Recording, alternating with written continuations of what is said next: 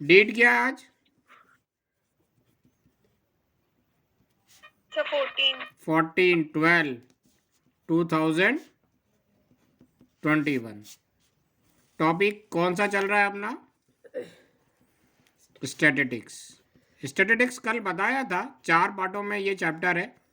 पहली एक्सरसाइज में मीन है, दूसरी एक्सरसाइज में मीडियन है, तीसरी एक्सरसाइज में मोड है और चौथी एक्सरसाइज में ओजीव कर्व है। कल अपन ने थोड़ा सा स्टैटिस्टिक्स का इंट्रोडक्शन देखा था फर्स्ट क्लास में। आज सेकंड क्लास है। सेकंड क्लास में अगर आज अपन थोड़ा सा मीन के बारे में बात करेंगे और हो सका तो मीन के एक आध दो क्वेश्चन करने की कोशिश करेंगे। ठीक है, कोई दिक्कत? तो सबसे पहले मीन होता क्या है? What is the meaning of mean? Mean बोल लो या इसी को अरिथमेटिक मीन बोल दो, मेटिक मीन बोल दो, या इसी को अपन एवरेज बोल सकते हैं। एवरेज बोल सकते हैं। एक नाम और अभी लास्ट में बताएंगे कि इसका अगला नाम और क्या हो सकता है। राइट, एक एग्जाम्पल लेके एग्जाम्पल से इसको समझने की कोशिश करते हैं कि मीन होता क्या है। राइट, सपोज कर लेते एक बहुत अच्छी बच्ची है, क्या नाम है इसका? इसका नाम है सिमरन। क्यों, शक्ल देख के पहचान में नहीं आ रहा क्या तुम लोगों को? शक्ल देख के तो पहचान लेना चाहिए। क्यों धनश्री? हाँ, क्या कर रही हो आप? सिमरन ये रोज स्कूल जाती है, घर से पैदल रोज स्कूल जाती है। इसका स्कूल पास में है ना, मान लेते 1 किलोमीटर दूर है, थोड़ी देर के लिए सपोज कर लेते 1 किलोमीटर दूर स्कूल है। राइट, अब रोज ये स्कूल जाती है। राइट, रोज ये स्कूल जाती है। अब उसको रोज स्कूल जाने में कितना टाइम लगता है ये अपन देखने की कोशिश कर रहे हैं। तो उसके लिए सिमरन ने क्या काम करा? एक दिन क्या काम करा सिमरन ने? संडे ये स्कूल गई तो इसने टाइम नोट कर लिया कि इसको टाइम कितना लग रहा है, 7 मिनट। राइट, मंडे के दिन ये स्कूल गई तो इसने फिर टाइम नोट कर लिया, मंडे के दिन इसको 9 मिनट लगे। ट्यूसडे के दिन फिर ये स्कूल गई। ट्यूसडे के दिन एक्चुअली क्या लेट हो गई थी तो ये दौड़ते हुए गई तो इसको कितने मिनट लग गए? 3 मिनट। मतलब आधे रास्ते दौड़ा, आधे रास्ते चली, ऐसे गई जल्दी जल्दी चलकर। वेडनेसडे के दिन इसके पास बहुत टाइम था तो ये आराम आराम से स्कूल जा रही थी। एक पत्थर रास्ते में पड़ा था, उस पत्थर से फुटबॉल खेलते हुए मारते हुए जा रही थी। जाते नहीं जाते बच्चे? क्यों कृष्णा? हाँ, वेडनेसडे के दिन तो इसको 11 मिनट लगा। थर्सडे के दिन फिर ये स्कूल गई तो इसने टाइम नोट करा, कितने मिनट लगे? 9 मिनट लगे। राइट, फ्राइडे के दिन ये स्कूल गई तो इसको 10 मिनट लगे। राइट, अब सैटरडे के दिन फिर ये स्कूल गई तो इसको 8 मिनट लगे। अब ये 7 दिन ये जो स्कूल गई थी सिमरन, इसका अपन ने टाइम नोट कर लिया कि किस दिन इसको कितना टाइम लग रहा है। अब ये जो टाइम नोट करा ये डाटा मैंने आप लोगों के सामने रखा है और आप लोगों के सामने रखने के बाद मैं एक क्वेश्चन सिंपल सा आप लोगों से पूछता हूँ। राइट, सिमरन को रोज स्कूल जाने में कितना टाइम लगता है? रोज स्कूल जाने में कितना टाइम लगता है? आंसर बताओ, सबको बताना है।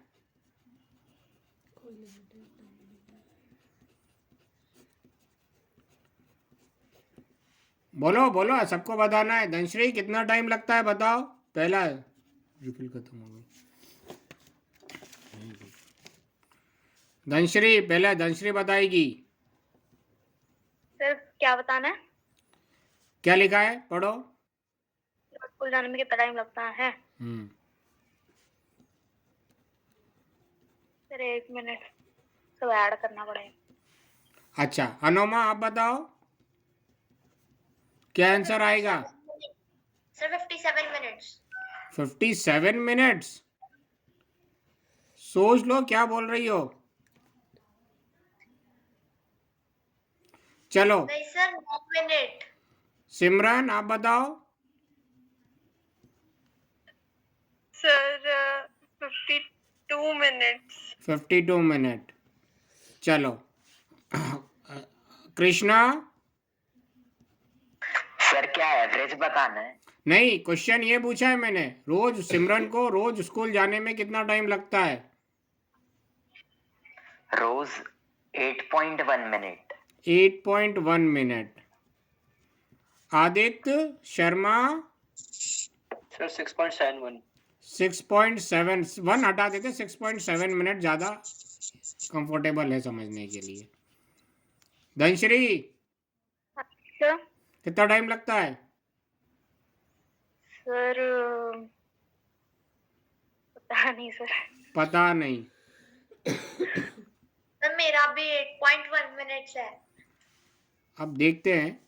प्रियंका। प्रियंका को 9 मिनट लग रहा है। अपन जब ये क्वेश्चन है सिमरन को रोज स्कूल जाने में कितना टाइम लगता है, तो अपन ऐसा तो बोल नहीं सकते जैसे जैसे ट्यूसडे के दिन सबसे कम टाइम लगा 8.1 और वेडनेसडे के दिन सबसे ज्यादा टाइम लगा, ऐसे तो बोल नहीं सकते ना कि सिमरन को रोज स्कूल जाने में 3 से 11 मिनट का टाइम लगता है। ऐसा कभी कोई जवाब देता है क्या? नहीं सर। नहीं सर। ठीक है ना।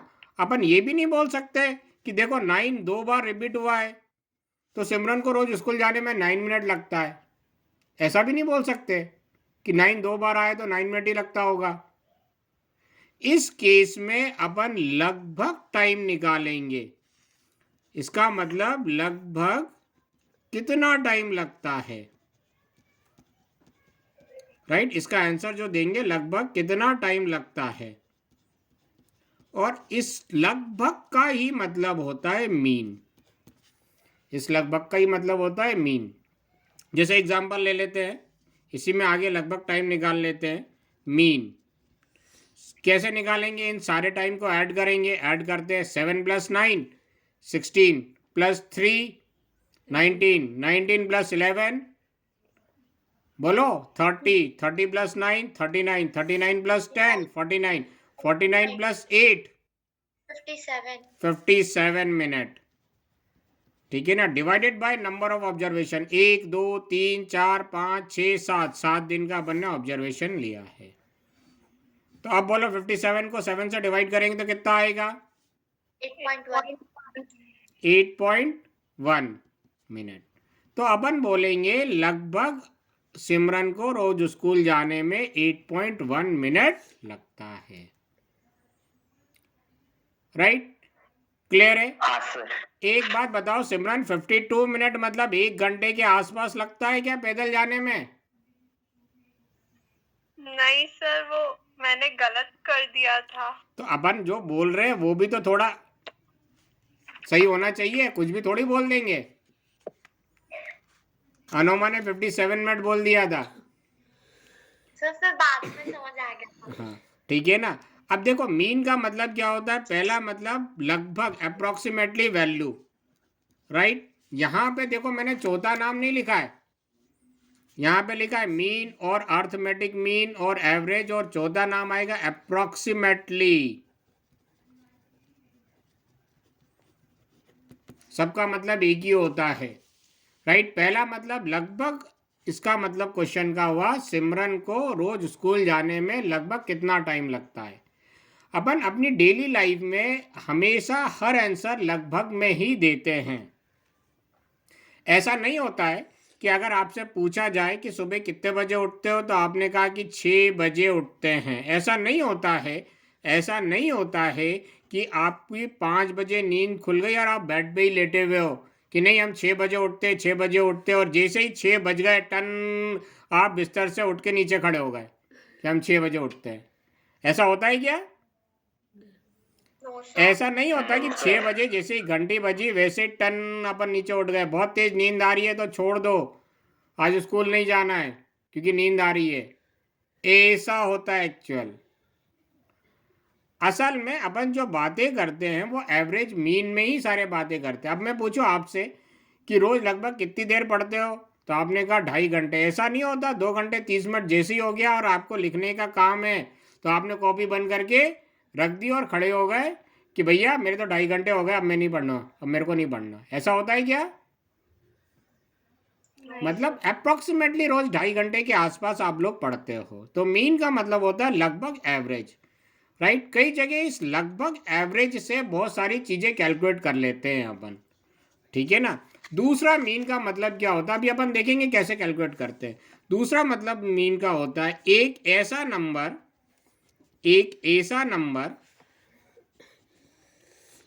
जो पूरे डेटा को रिप्रेजेंट कर रहा है, पूरे डेटा को रिप्रेजेंट कर रहा है।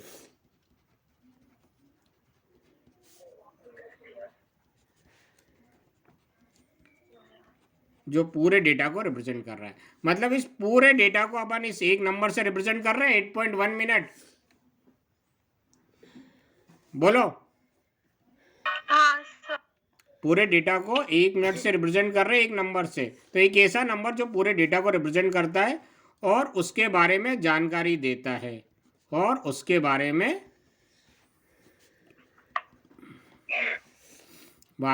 जानकारी देता है।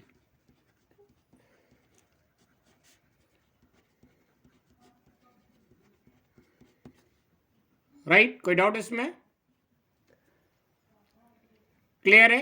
No, sir. No sir. अब ये जो इंफॉर्मेशन अपन ने कलेक्ट करी है इसको अपन क्या बोलते हैं? डेटा। डाटा या डेटा, जो इंफॉर्मेशन कलेक्ट करी है इसको अपन क्या बोलते हैं? डेटा। यहाँ पे इंफॉर्मेशन अपन को एक एक दिन के बारे में कलेक्ट हुई है, तो कौन सी सीरीज होगी? Individual series.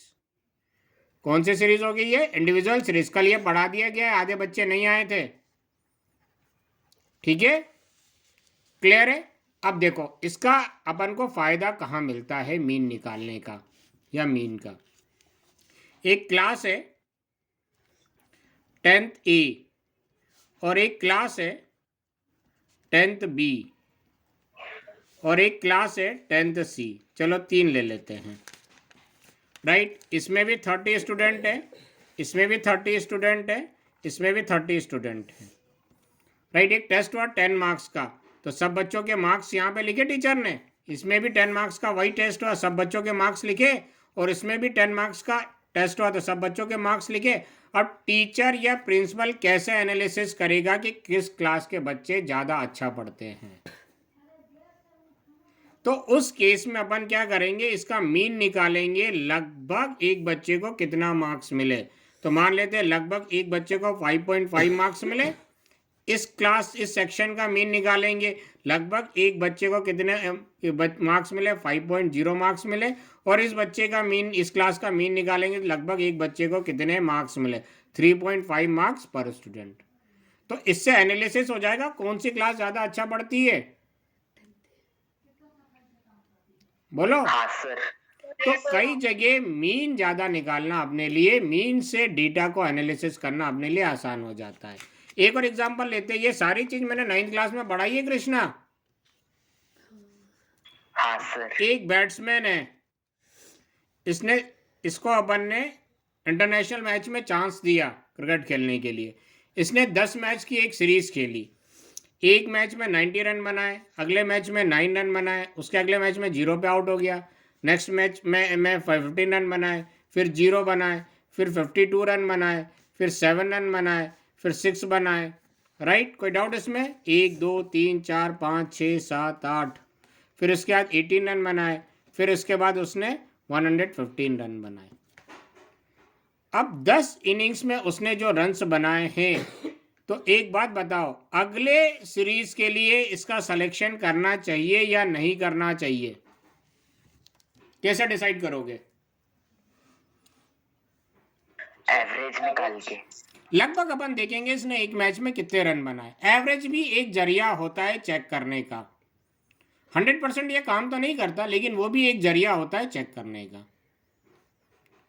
ठीक है। कोई डाउट इसमें? No sir. नहीं सर। क्लियर है? कोई दिक्कत? हाँ। तो एवरेज भी एक जरिया होता है चेक करने का कि इसने लगभग एक मैच में कितने रन्स बनाए। अच्छा, मीन निकालते समय कुछ एक ऐसा डाटा भी आ जाता है जिसका कोई मतलब नहीं निकलता। जैसे सचिन तेंदुलकर है, इसका अपन ने एवरेज देखा, लगभग इसने एक मैच में कितने रन बनाए? सचिन तेंदुलकर जो है कई बार 0 पे आउट हुआ है और सचिन तेंदुलकर ने कई बार 100+ रन बनाए, राइट।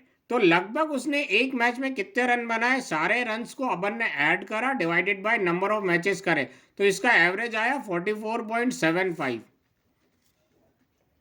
कि लगभग उसने पर मैच इतने रन्स बनाए हैं।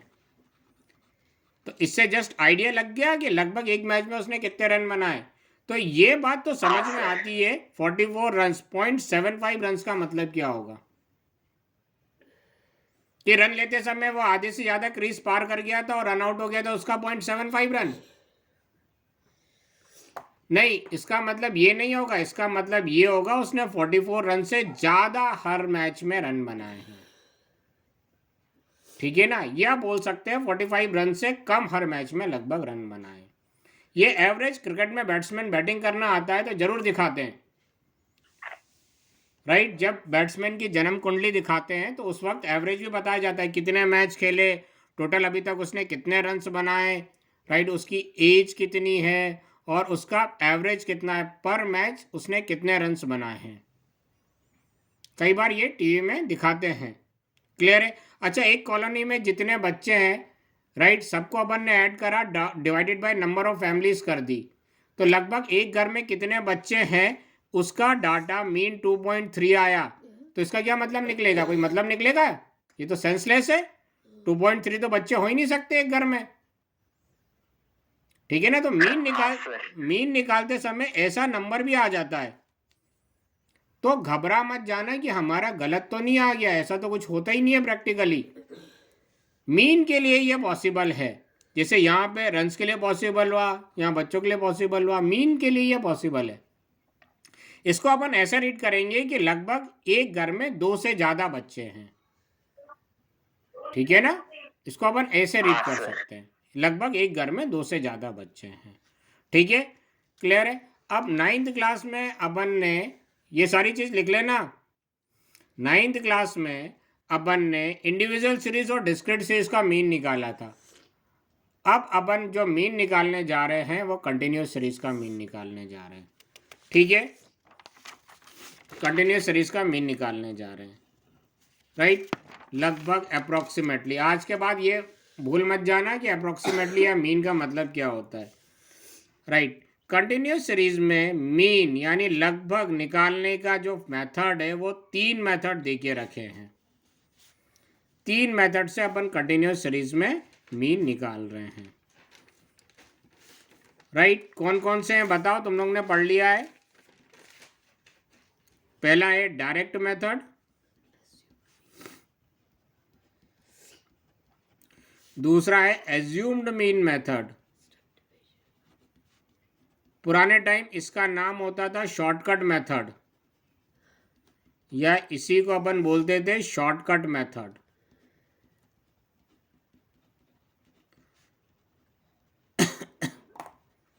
राइट। अब थोड़ा सा नाम चेंज कर दिया, हम लोग ने जब पढ़ा था तब इसको शॉर्टकट मेथड के नाम से पढ़ा था, राइट। और तीसरा मेथड है स्टेप डेविएशन मेथड। अब तीनों मेथड से अपन क्वेश्चन करके देखेंगे कि मीन कैसे निकालते हैं और क्या फॉर्मूला है। क्या फॉर्मूला है डायरेक्ट मेथड का? देखो, मीन को काय से डिनोट करते हैं, एक्स लिख देते हैं, ऊपर ये डंडी अपन लगा देते हैं, इसको रीड क्या करते हैं, इसको रीड क्या करते हैं, एक्स बार, रीड क्या करते हैं, एक्स बार। तो डायरेक्ट मेथड में मीन निकालने का फॉर्मूला है एक्स बार इक्वल, ये एक नया सिंबल है, 9th क्लास में भी पढ़ा था, क्या रीड करते हैं, बोलो। इसको अपन क्या रीड करते हैं, सिग्मा, क्या रीड करते हैं, सिग्मा। इसका मतलब होता है समेशन या एडिशन, समेशन या एडिशन, सम करना या ऐड करना। डर लग रहा है क्या इस सिंबल से? नहीं, धनश्री को नहीं लग रहा, सिमरन नहीं सर, नहीं लग रहा, अनुमा, नो सर, आदित्य को नहीं लगेगा, आदित्य पढ़ चुका है, और कृष्णा सर अभी तो नहीं लग रहा, क्वेश्चन देख के पता नहीं। Sigma F I X I upon sigma F आई, ये डायरेक्ट मेथड से मीन कैलकुलेट करने का फॉर्मूला है। तुम्हें ये फॉर्मूला मैंने पिछले साल भी बताया है कृष्णा। हाँ सर, और इसकी जगह और कुछ भी बताया था आपने। ठीक है ना, हाँ याद कर लेना, ये सिंबल भी पिछले साल बताया। एक क्वेश्चन था एनसीईआरटी में, लास्ट क्वेश्चन एक्सरसाइज का, वो मैंने डायरेक्ट मेथड से ही करवाया था। शॉर्टकट मेथड से मीन निकालने का फॉर्मूला है x bar equal A plus sigma F I D I upon sigma F आई। अभी देखेंगे, डिटेल सारी देखेंगे। अभी फॉर्मूला देख के थोड़ा डर लग सकता है, जब अपन क्वेश्चन कर लेंगे तो सारा डर दूर हो जाएगा। X bar equal A plus sigma F I you I upon sigma F I into H.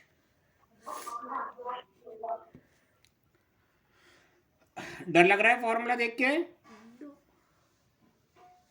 हाँ सर। सिमरन को डर लग रहा है। शीट निकालना। हाँ सर। कितना डर लग रहा है? सर ज्यादा तो नहीं, पर चलो ठीक है, कोई बात नहीं। एक क्वेश्चन करते हैं सिंपल से। ये लिख लिया सबने? नहीं सर, 1 मिनट। Yes, हाँ, sir. वो तो आपका पेटेंट है।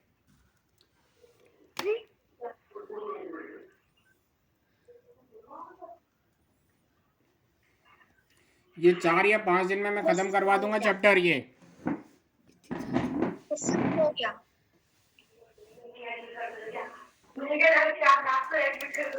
इतनी आवाज किसके घर आ रही है? तो हो गया। हो गया? चलो एक सिंपल सा क्वेश्चन करते हैं। हार्ड क्वेश्चन से तो डर लगता है अपन को, सिंपल सा क्वेश्चन करते हैं। फाइंड द पेन कहाँ गया? Find the mean of the given data. Right, अब डेटा क्या देके रखा है इन्होंने? ये देके रखा है क्लास इंटरवल। देखो टेबल कैसे बनाना है भाई, टेबल बनाने भाई बताया जाएगा। ये लिखा, इसके बाद एक लाइन छोड़ना है, फिर ऐसे लाइन खींचनी है, फिर इसके बाद फिर एक लाइन छोड़ना है, फिर लिखना चालू करना है 0 to 10, 10 to 20, 20 to 30, 30 to 40, 40 to 50। देखो मैं याद करने के लिए एक लाइन, फिर एक लाइन यहाँ पर, फिर यहाँ पे एक लाइन, फिर इसके बाद लाइन खींचना है, फिर 2 लाइन, फिर ये एक लाइन खींचना है। ये लिख के मैंने बता दिया है, किसी से कभी गलती नहीं होनी चाहिए। और जिससे गलती हो गई वो 100 बार टेबल बना के बता देना फिर मेरे को। इसमें 2 लाइन छोड़ना है, इसके बाद एक लाइन, यहाँ पर इसके बाद एक लाइन, और इसके बाद एक लाइन। राइट, और फ्रीक्वेंसी मतलब कितने नंबर ऑफ टाइम्स ये रिपीट हो रहे हैं, मतलब 0 से 10 के बीच में कितने नंबर ऑफ स्टूडेंट हैं, 10 से 20 के बीच में कितने हैं, 20 से 30 के बीच में कितने हैं, 12, 11, 8, 10 और 9। और इसमें लिखेंगे अपन टोटल। कोई डाउट इसमें? No, sir. ठीक है, अब देखो सबसे पहले अपन डायरेक्ट मेथड से कैलकुलेट करने जा रहे हैं। तो सबसे पहले अपन डायरेक्ट मेथड लिखेंगे। डायरेक्ट मेथड का फॉर्मूला लिखेंगे x bar equal sigma F I X I upon sigma F I. Right, पहला काम, सबसे पहले क्या लिखना है? सबसे पहले फॉर्मूला,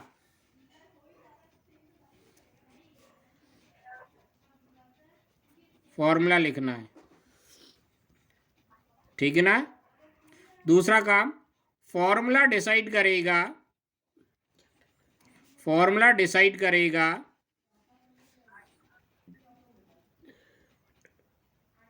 कि कितने कॉलम बनेंगे, कि कितने और कौन कौन से कॉलम बनेंगे।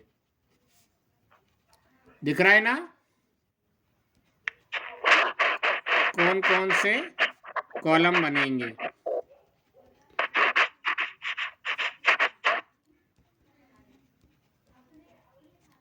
ठीक है, ये दो चीज। उसके लिए इस फॉर्मूले को अपन उल्टा रीड करेंगे। ये दोनों पॉइंट लिख लो। सबसे पहले फॉर्मूला लिखना है और फॉर्मूला डिसाइड करेगा कि कितने और कौन कौन से कॉलम बनेंगे। लिख लो तो बता देना। यस सर, लिख लिया। यस सर, लिख लिया। ठीक है, हाँ सर। अब इस फॉर्मूले को उल्टा पढ़ेंगे। तीसरा काम, फॉर्मूले को उल्टा पढ़ना है, फॉर्मूले को उल्टा पढ़ना है।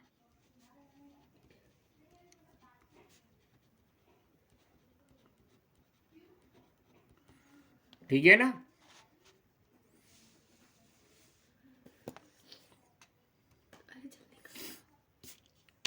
अब चले जाओ, फॉर्मूले को उल्टा पढ़ना है। लिख लिया ये? Yes sir. Yes, sir. देखो, ये सबसे पहले क्या लिखा है इन्होंने, एक्स आई। फॉर्मूले में सबसे पहले क्या है, एक्स आई। ठीक है, एक्स आई का मतलब क्या होता है, क्लास मार्क। क्लास मार्क का मतलब कल मैंने बताया था मिड वैल्यू। क्या होता है, मिड वैल्यू, राइट। तो सबसे पहले अपन मिड वैल्यू निकालेंगे इस टेबल की। ठीक है, ये आ गए। अपन सबसे पहले क्या निकालेंगे, टेबल की मिड वैल्यू। ये हो जाएगा क्लास मार्क, और इसको कैसे नोट करता है, एक्स आई से। एक लाइन छुड़वाइए ना, ये लिखने के लिए एक लाइन छुड़वाइए, ठीक है ना, राइट। एक्स आई मतलब क्लास मार्क। किसकी निकालते, क्लास इंटरवल की। देखो कैसे निकालेंगे, lower limit plus upper limit divided by 2। 0 + 10 divided by 2 कितना हो जाएगा, 5। 10 + 20 30 divided by 2 15। 20 + 30 50 divided by 2 25। 30 + 40 70 divided by 2 35। ये सीधे लिख दो 45। कोई डाउट इसमें? फ्रीक्वेंसी को कैसे नोट करते हैं, एफ की जगह एफ आई से। अब देखो इसके एक्स आई के बाद क्या लिखा है यहाँ पर, दोनों के बीच में साइन काहे का है, मल्टीप्लिकेशन। मल्टीप्लिकेशन का। इसका मतलब एक्स आई को कैसे मल्टीप्लाई करो, एफ आई से। तो अगला कॉलम क्या बनेगा, अगला कॉलम क्या बनेगा, F I into X I. F I into X I का मतलब इसका इसके साथ मल्टीप्लिकेशन, इसका इसके साथ मल्टीप्लिकेशन। ऐसा नहीं इसका इसके साथ कर दो या इसका किसी के भी साथ कर दो। 12 5 जा 60। 15 इंटू 11 165। 25 8 जा, टेबल ही नहीं आता ना, 200। 35 10 जा, ये सबसे आसान है, 350। 45 9 जा 405, राइट। अब देखो ये क्या फॉर्मूले में वापस आ जाओ। अब क्या करना है, ये फॉर्मूला बताएगा। एक्स आई को एफ आई से मल्टीप्लाई करो, फिर क्या कर दो, एफ आई से डिवाइड कर, अरे रे रे रे रे रे रे रे रे रे ऐड करना है, सबको ऐड कर, एक्स आई को एफ आई से मल्टीप्लाई कर दो, फिर क्या कर दो, ऐड कर दो। ऐड कर। सिग्मा का मतलब एडिशन होता है ना, तो सबको ऐड करने पे क्या आएगा, एफ आई एक्स आई। सबको ऐड करने पे क्या आएगा, ऐड करो ये।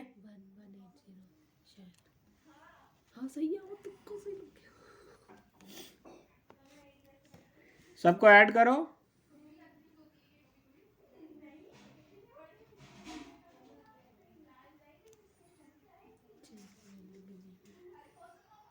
सर 1 1 1 80. 80. 80। So 1180. पक्का?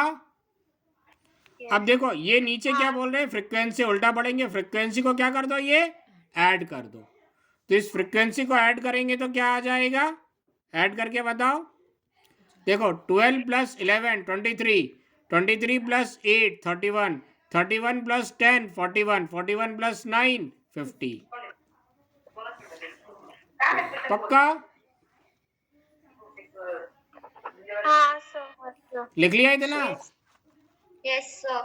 अब देखो फॉर्मूले में अब वैल्यू रख देते हैं, एक्स बार की जगह X bar, sigma F I X I की जगह 1180 निकाला है ना ये अभी अपन ने, अपॉन सिग्मा एफ आई की जगह 50, ये 0 से 0 कैंसिल, 118 को 5 से डिवाइड करेंगे तो अपना आंसर आएगा 23.6। कुछ मुश्किल? No sir. No sir. सिमरन डर लग रहा है? सर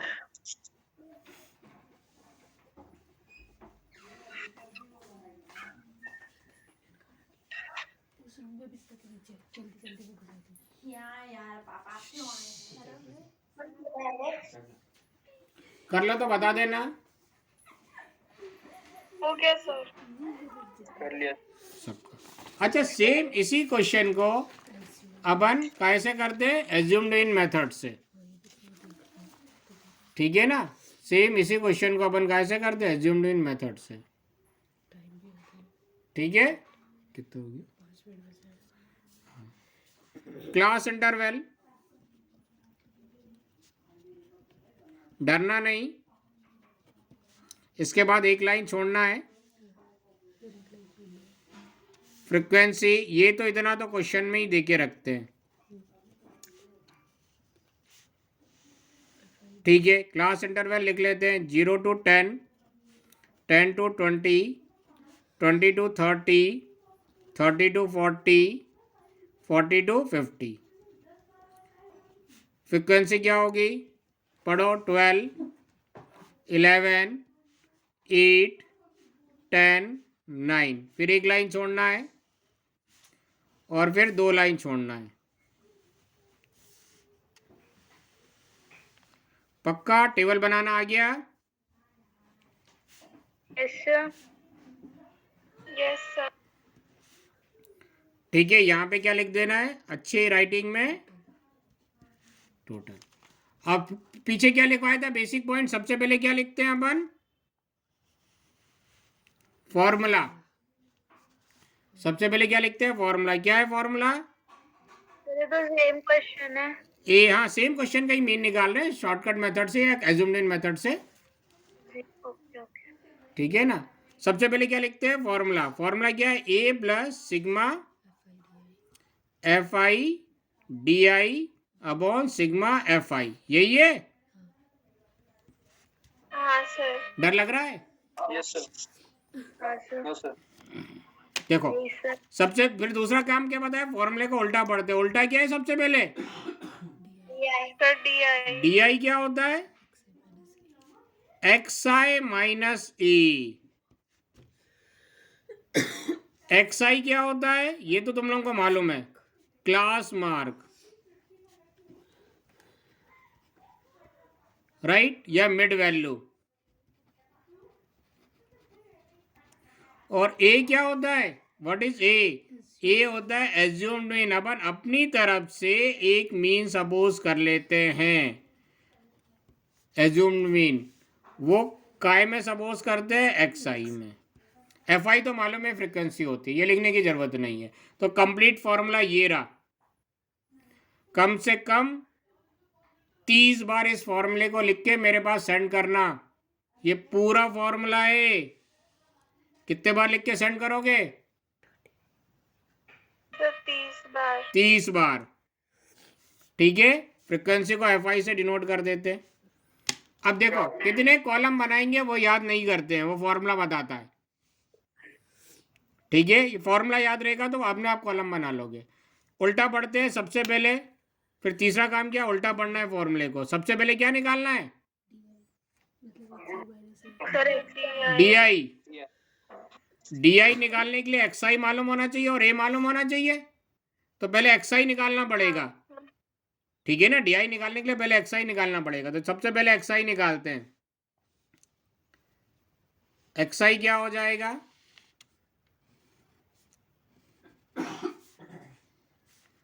क्लास मार्क या मिड वैल्यू, क्या आ जाएगी मिड वैल्यू, 5, 15, 25, 35, 45। ये एक्स आई आ गया। ए क्या होता है, एज्यूम्ड मीन। एक्स आई में किसी को भी, जिसमें इसको आपको इच्छा हो उसको मीन सपोज कर लो, आंसर पे कोई फर्क नहीं पड़ेगा।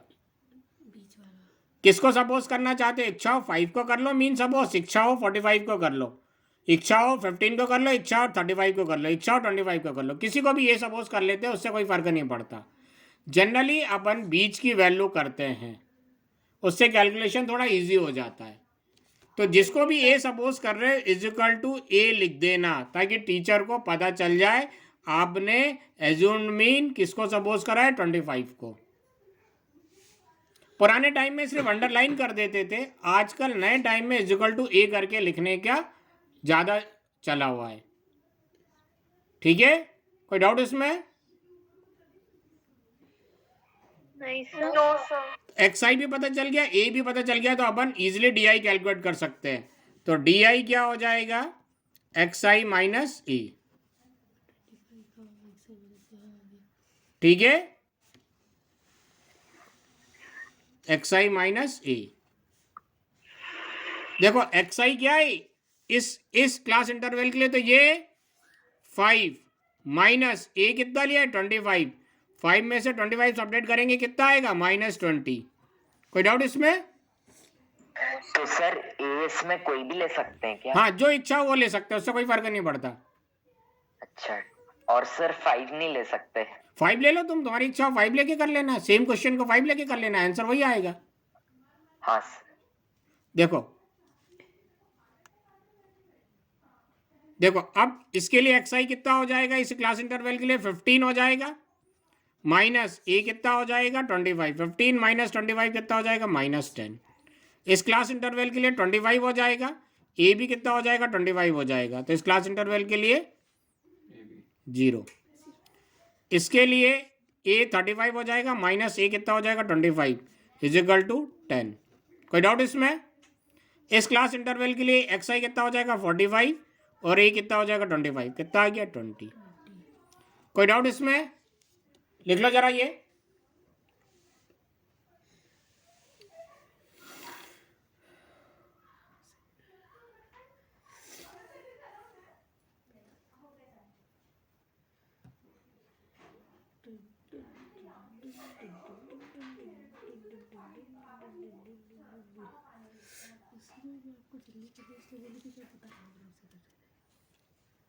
लिख लो तो बता देना।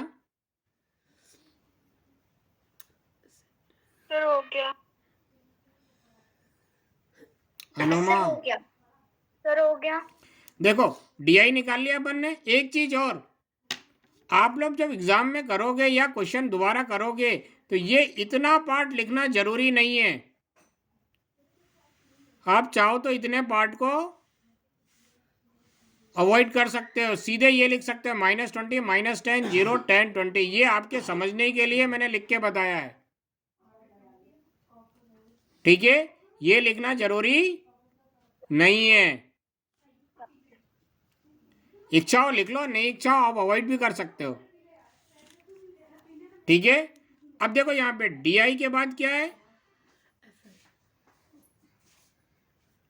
F I. दोनों के बीच में साइन का है, मल्टीप्लिकेशन। तो अगला कॉलम क्या बनेगा, एफ आई डी आई। अब देखो यहाँ पे तुम लोग गलती करने वाले हो, ये रहा डी आई, ये रहा एफ आई, इन दोनों को मल्टीप्लाई करना है। मतलब इसको इससे मल्टीप्लाई करते करते आप इसको इससे मल्टीप्लाई करने लगोगे, राइट। या ठोकर खा के सीख लो, या जो मैं बता रहा हूँ सीधे अप्लाई कर लो, ये आप लोग को डिसाइड करना है। तो इसके लिए क्या काम करना है, एफ आई को डी आई से मल्टीप्लाई करना है, तो इसके लिए आपको क्या काम करना है, इसके ऊपर ऐसा पेन रख देना है ताकि गलती ना हो, ठीक है, ताकि आपसे गलती ना हो। हाँ सर, हाँ 12 इंटू 2 24 कितना हो जाएगा, -24, जीरो वैसा का वैसा ही। 11 इंटू -10 -110। 8 इंटू 0 0। 10 इंटू 10 100। 9 इंटू 20 9 2 जा 18, एक जीरो वैसा का वैसा ही। कोई डाउट इसमें? नो तो देखो डी को एफ आई से मल्टीप्लाई कर दिया, फिर क्या करना है, ऐड करना है, मतलब सिग्मा एफ आई डी आई निकालना है। अब देखो यहाँ पे ध्यान से, इन दोनों को ऐड करोगे तो कितना आएगा, -240 -110 मिलके बन जाएगा -350, प्लस 100 और 180 को ऐड करोगे तो कितना आएगा, 280। तो -350 प्लस 280 मिलके कितना बन जाएगा, -70। -70। कोई डाउट इसमें? नहीं सर। -70। अब देखो यहाँ पे क्या कह रहे, फ्रीक्वेंसी को ऐड करो, तो अपन ने पिछले क्वेश्चन में फ्रीक्वेंसी को ऐड करा, ये कितना आया था, 50। ए भी पता चल गया अपन को। अब सारी वैल्यू फॉर्मूले में रख दे, हाँ राइट। देखो यहाँ पे कर दे रहे, एक्स बार इक्वल ए कितना है 25, plus sigma F I D आई कितना आया -70, अपॉन सिग्मा एफ आई कितना है 50। ये जीरो से जीरो कैंसिल हुआ, एक्स बार इक्वल 25 प्लस 7 को 5 से डिवाइड करोगे तो कितना आएगा, -1.6। एक्स बार इक्वल 1.4 आएगा, हाँ 1.4 आएगा। 25 ब्रैकेट ओपन करेंगे तो ये प्लस माइनस मिलके बन जाएगा -25 -1.4। तो एक्स बार कितना आ जाएगा, 25 में से 1.4 माइनस करेंगे तो 23.6।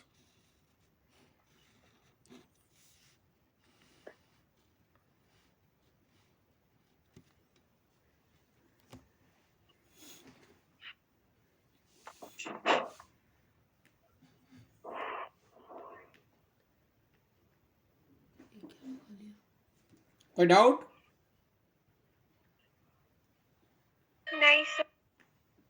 हो जाए तो बता देना। सर हो गया। और किसी पहली बार कर रहे हैं तो हो सकता है कि थोड़ा सा मुश्किल लगे, लेकिन अदरवाइज ये ज़्यादा आसान मेथड है। किस किस को लगता है डायरेक्ट मेथड आसान है? मुझे अभी क्वेश्चन करो, पता चल जाएगा डायरेक्ट मेथड बहुत मुश्किल है, शॉर्टकट बहुत आसान है। ठीक है ना? अच्छा, तुम लोगों का होमवर्क, ये फॉर्मूला कितने टाइम लिखना है, 30 टाइम्स, और कम से कम 5 क्वेश्चन एनसीईआरटी से चूज कर लेना या रिफ्रेशर से चूज कर लेना, जो आप डायरेक्ट मेथड से करो, और वही 5 क्वेश्चन आप एज्यूम्ड इन मेथड से करो, या अगले भी कर सकते हो, कोई फर्क नहीं पड़ेगा। अगर एक ही मेथड से कर रहे हो तो आंसर हमेशा सेम आएगा। ये होमवर्क लिख लो, सेम क्वेश्चन किसी भी मेथड से करो, आंसर सेम ही आएगा, आंसर नहीं अलग आएगा। पिछले वाले क्वेश्चन का भी आंसर 23.6 ही आया था ना। Yes sir. हाँ सर। कल अपन स्टेप डिवीजन मेथड देखेंगे।